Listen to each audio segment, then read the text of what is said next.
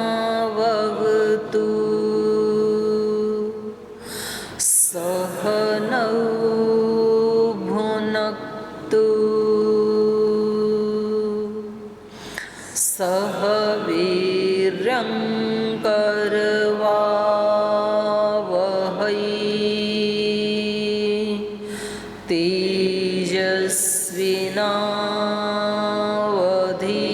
तेजस्विनावधीतमस्तु मा विद्विषावहै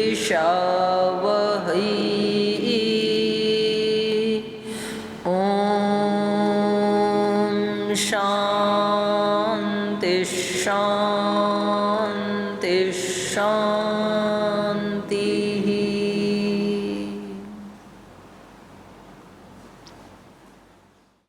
क्रियात्मा का जो व्यपदेश किया जाता है, कथन किया जाता है, वो उभयथा सिद्धे। या किसी भी वस्तु का नामकरण किया जाता है तो उसका उभयथा सिद्धे, उसका कथन दोनों प्रकार से किया जाता है।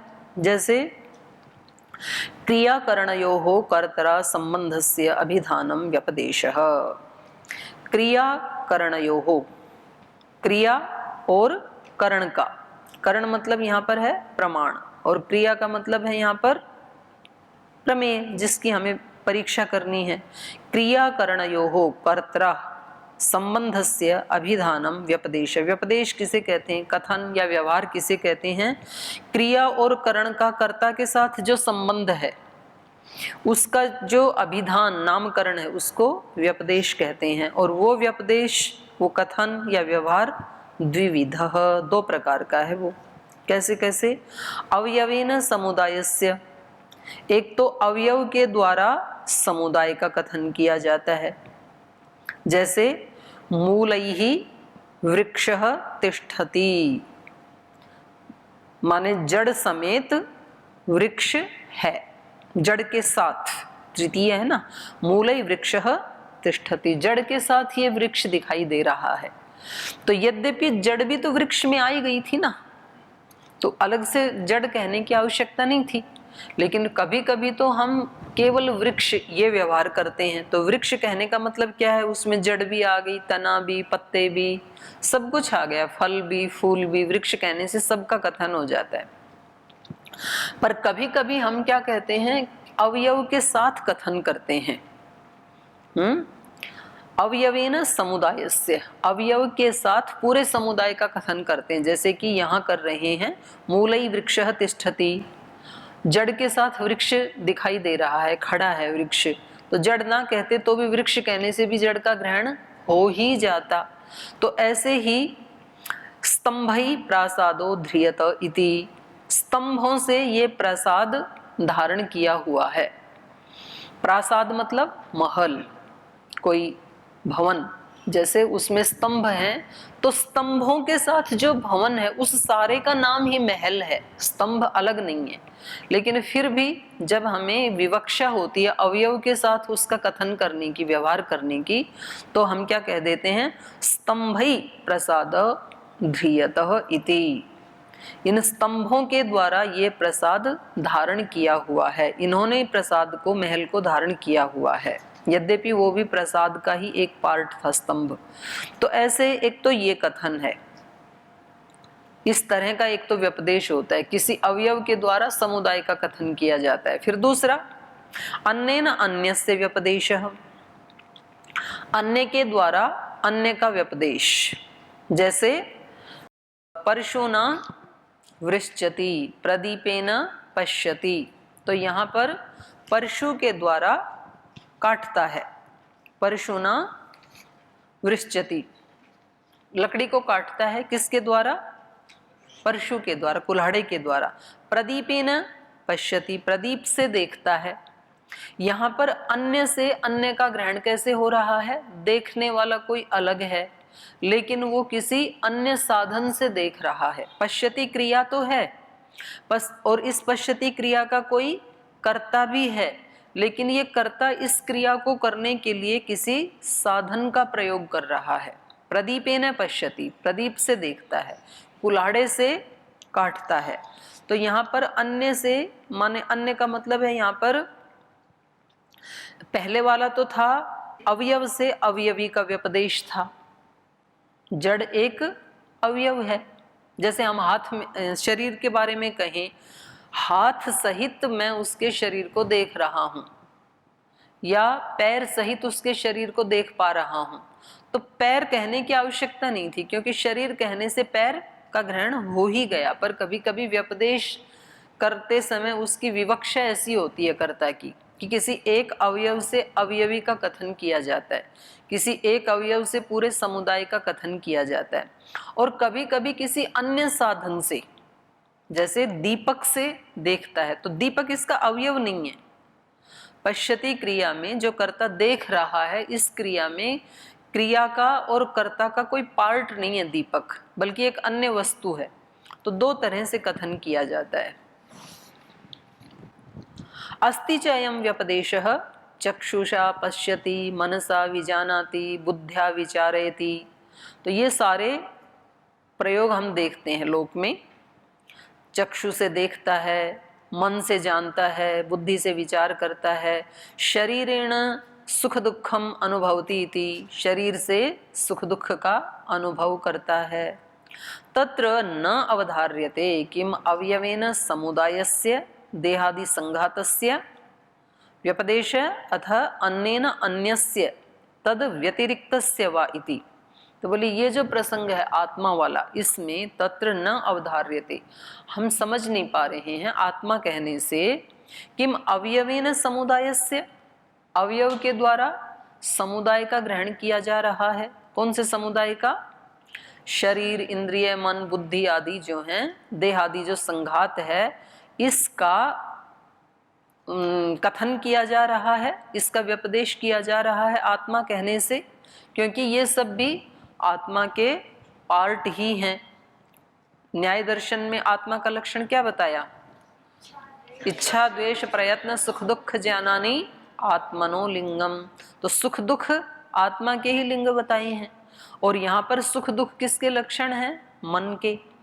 तो अवयव से अवयवी का कथन किया जा रहा है, देहादि के संघात का कथन किया जा रहा है, अथवा अन्येन अन्यस्य,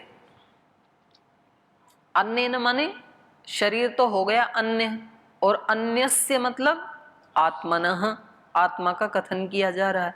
तो अन्य से अन्य का कथन किया जा रहा है, या किसी अवयव से अवयवी का कथन किया जा रहा है। जब हम आत्मा शब्द सुनते हैं या बोलते हैं, तो शरीर, इंद्रिय, मन, बुद्धि, इससे अतिरिक्त कोई चेतन तत्व है, ये कहा जा रहा है आत्मा शब्द से, अथवा इन सब का जो संघात है उसका कथन किया जा रहा है। प्रश्न समझ में आ गया ना इनका, भूमिका। तो आत्मा किसको कहते हैं, ये प्रश्न उठाया इन्होंने। तो एक पक्ष लेकर के चल रहे हैं ये, अन्येन अयम अन्यस्य व्यपदेश। यहाँ जब हम आत्मा शब्द कहते हैं तो अन्य के द्वारा अन्य का व्यपदेश किया जा रहा है। अन्य के द्वारा अन्य का व्यपदेश मतलब शरीर आदि से व्यतिरिक्त है कोई तत्व, उसको हम आत्मा कह रहे हैं। कस्मात शरीर आदि से अतिरिक्त है, ऐसा क्यों? शरीर आदि उसके अवयव क्यों नहीं है, ये कथन क्यों नहीं है? तो उसका उत्तर दे रहे हैं ऋषि। दर्शन स्पर्शनाभ्याम एकार्थ ग्रहणात्। तो यहाँ पर ये हेतु दे दिया इन्होंने सूत्र में, दर्शन और स्पर्शन के द्वारा किसी एक अर्थ का ही ग्रहण होने से। कैसे? दर्शनेन किंचित अर्थो गृहीतः, स्पर्शनेन अपि सो अर्थो गृह्यते।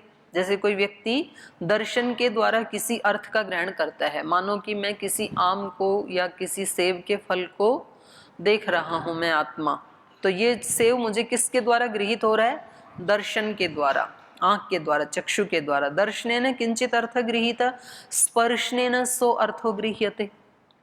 और फिर उसका मान लो कोई प्रज्ञा चक्षु है, तो उसको दिख तो नहीं रहा है लेकिन वो स्पर्श करके पहचान लेता है, ये आम है, ये सेब है, ये खरबूजा है, तो वो बता देगा। तो स्पर्श से भी उसी अर्थ को जानते हैं।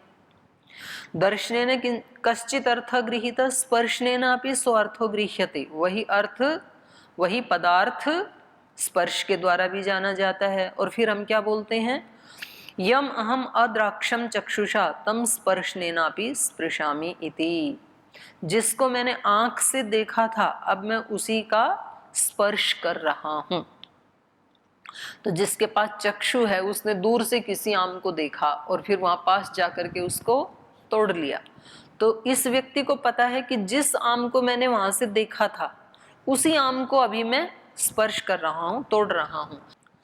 एक विषयौ च इमौ प्रत्ययौ एक कर्तृकौ प्रतिसंधीयते, तो कह रहे हैं ये जो एक विषय वाले ये जो दो ज्ञान हैं, इमौ प्रत्ययौ, प्रत्यय मतलब ज्ञान, ये जो दो ज्ञान हो रहे हैं, कौन कौन सा ज्ञान हो रहा है, एक तो रूप का ज्ञान हो रहा है, एक तो स्पर्श का हो रहा है। तो ये जो दो ज्ञान हैं ये एक विषयौ, एक ही आत्मा के विषय हैं, एक विषय वाले हैं, माने इनका विषयी एक ही है, आत्मा है। एक विषयौ च इमौ प्रत्ययौ एक कर्तृकौ, इन दोनों का कर्ता एक ही है, एक कर्तृकौ प्रतिसंधीयेते, ये एक ही कर्ता में जाकर के जुड़ जाते हैं, प्रतिसंधान होता है, माने एक ही कर्ता को ये दोनों ज्ञान ज्ञात होते हैं। प्रतिसंधीयेते मतलब ज्ञात होते हैं। देखने से जो ज्ञान हुआ वो भी उसी को हो रहा है, और स्पर्श करने से जो ज्ञान हुआ, ये कठोर स्पर्श है या मुलायम है, कैसा है, ये ज्ञान भी उसी को हो रहा है, सेम कर्ता को। न च संघात कर्तृकौ, अगर यहाँ ज्ञान दो थे तो कर्ता भी दो होने चाहिए थे। दर्शन का ज्ञान किसको होना चाहिए था, चक्षु को। स्पर्श का किसको होना चाहिए था, त्वग को, त्वचा को, हाथ को।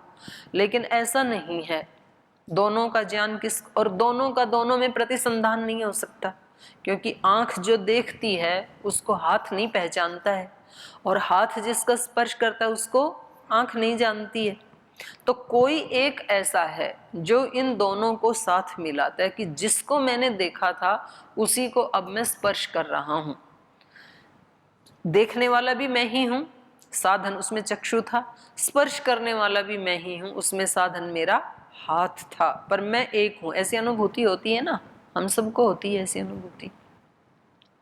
तो इसमें कर्ता कोई संघात नहीं है, किसी ग्रुप में इसमें ज्ञान नहीं हो रहा, बल्कि एक को ही हो रहा है।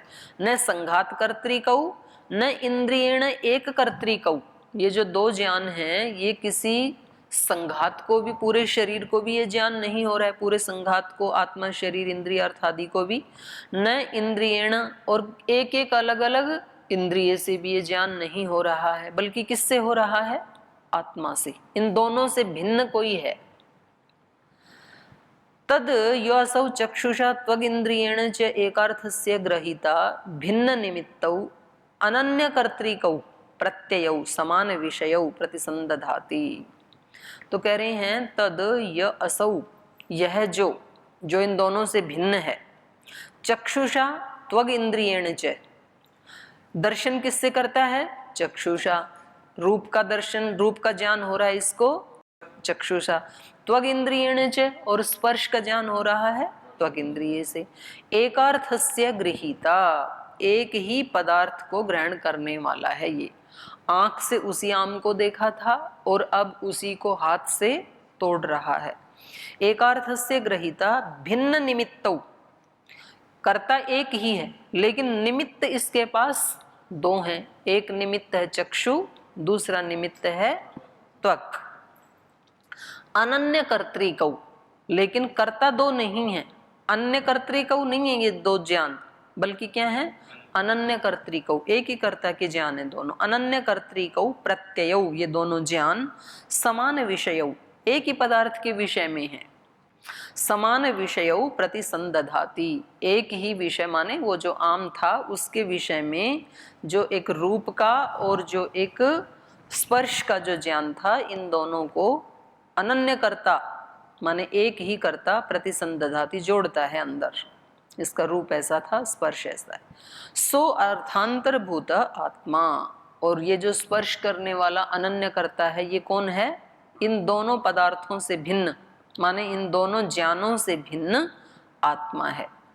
स्पर्श और दर्शन, इन दोनों ज्ञानों से भिन्न कोई आत्मा है।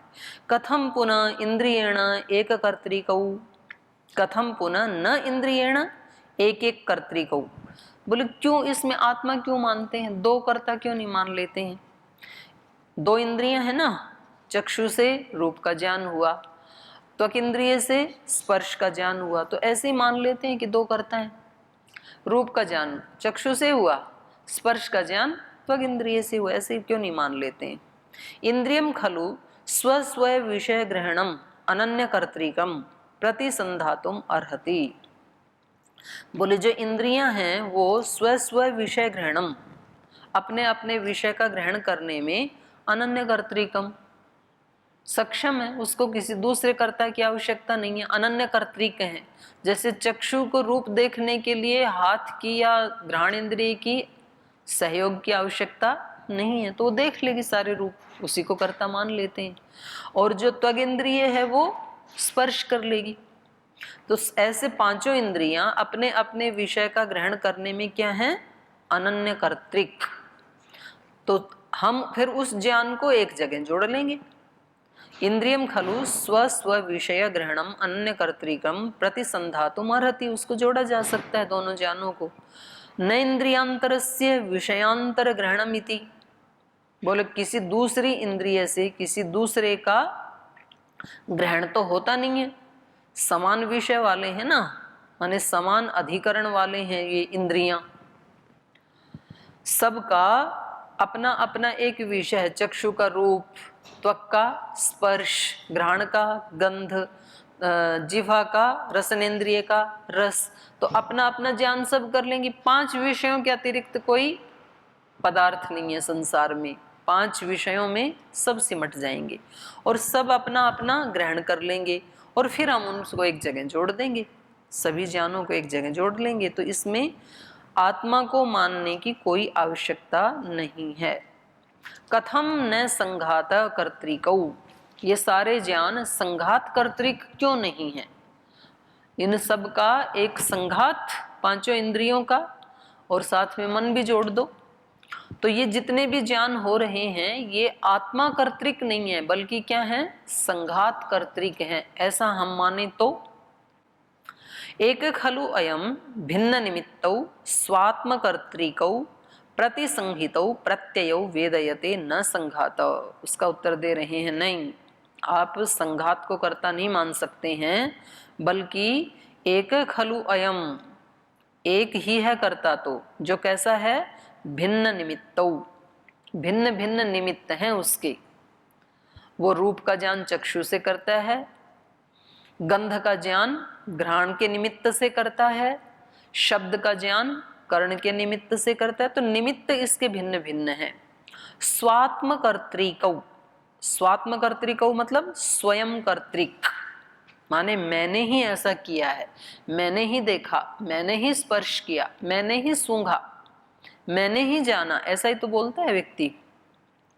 स्वात्म कर्तृकौ प्रतिसंहितौ, माने ये आपस में संबद्ध हैं इसके ज्ञान, इसी एक ही कर्ता के प्रतिसंहितौ, आपस में जुड़े हुए हैं। प्रतिसंहितौ प्रत्ययौ वेदयते, ये इन आपस में संबद्ध ज्ञानों को वेदयते जानता है, न संघात, संघात नहीं जानता है कभी भी, बल्कि एक ही है आत्मा, वो ही जानता है। और उसके ये भिन्न भिन्न निमित्त हैं, उन भिन्न भिन्न निमित्तों से उस ज्ञान को वो आपस में संबद्ध कर लेता है, तो संघात करता नहीं है। कस्मात, वो पूछते हैं क्यों संघात क्यों नहीं है? अनिवृत्तम ही संघाते प्रत्येकम विषयांतर ग्रहणस्य अप्रतिसंधानम इंद्रियांतरेण।